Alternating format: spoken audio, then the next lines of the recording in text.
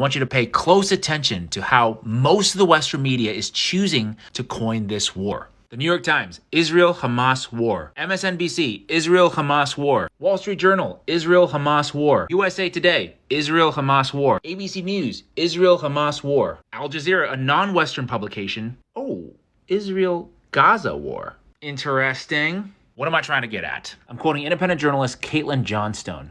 Calling it the Israel-Hamas war creates the false impression that this is a war that is directed exclusively at Hamas, when it's really an ethnic purge that's directed at all Palestinians in Gaza.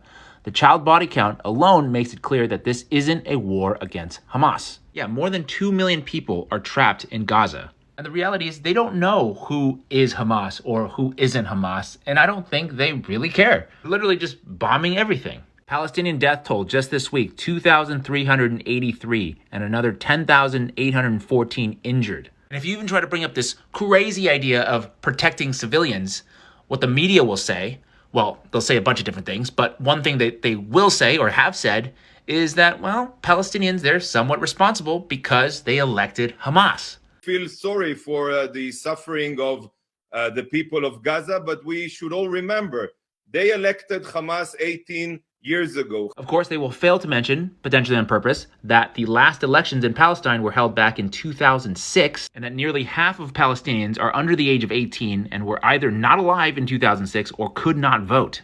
We are witnessing in real time media propagandists working overtime, seemingly in concert, to manufacture consent and manipulate the public into endorsing violent military action from a nation state that will decimate entire families, communities, and cities. Because, self-defense.